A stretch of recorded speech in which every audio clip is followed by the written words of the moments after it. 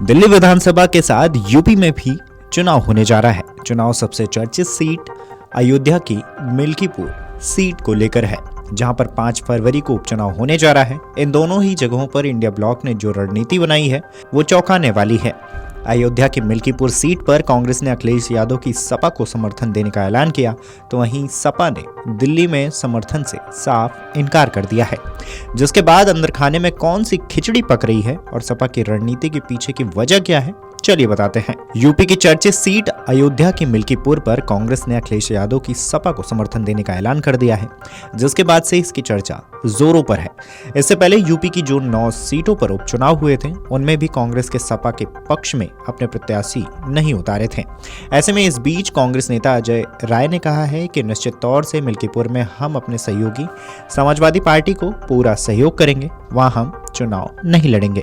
क्या कुछ कहा है उन्होंने, पहले ये बयान सुनिए। तो अब मैं इतना ही कहना चाहूंगा कि देखिए, वहां पर कांग्रेस मजबूती के साथ आगे काम की है और कांग्रेस पार्टी हमेशा ताकतवर रही है। और आपने देखा होगा कि दिल्ली में शीला दीक्षित जी और कांग्रेस पार्टी हमेशा मजबूत रही है।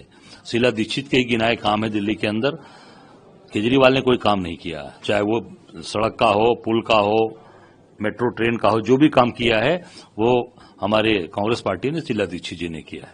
केजरीवाल ने केवल लोगों को ठगने का काम और लोगों को बेवकूफ बनाने का काम किया है। कांग्रेस वहां मजबूती से लड़ रही है और निश्चित स्थिति वहां की इस बार परिवर्तन है कांग्रेस के पक्ष में। तो क्या वजह रही कि लोग अरविंद केजरीवाल का, अखिलेश यादव उनके समर्थन में, जब कांग्रेस वहां पे इतने मजबूत है?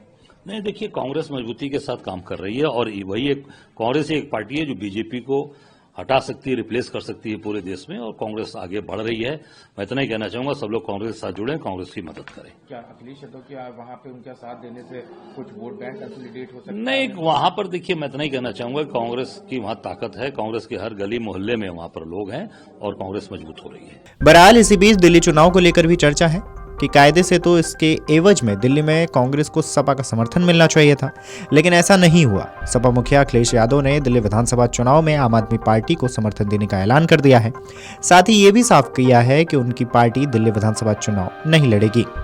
दिल्ली में कांग्रेस के बजाय आपको समर्थन देने के मामले में उन्होंने कहा है कि जो भाजपा को हराएगा सपा उसका साथ देगी। दिल्ली में कांग्रेस के पास मजबूत संगठन नहीं है, ऐसे में हमारा दल आम आदमी पार्टी को समर्थन देगा। इसके आगे उन्होंने कहा है कि मैं आम आदमी पार्टी के साथ मंच शेयर करूंगा। दिल्ली में भाजपा को आप ही हरा पाएगी, ऐसे में जो भाजपा को हराएगा सपा उसके साथ है। अब इन मामलों के बीच सवाल उठता है कि यदि सपा केवल भाजपा को हराने के लिए यदि दिल्ली में आपका समर्थन कर रही है, तो इंडिया ब्लॉक के ही घटक कांग्रेस और आप ऐसा क्यों नहीं करते नजर आ रहे हैं। कांग्रेस लगातार आप पर हमलावर है, वो मजबूती से चुनाव लड़ने की तैयारी भी कर रही है। ऐसे में यदि आप और कांग्रेस में दिल्ली के भीतर चुनाव में फाइट हो गई है, तो उसका सीधा फायदा बीजेपी को मिलेगा, ये भी बड़ा सवाल है।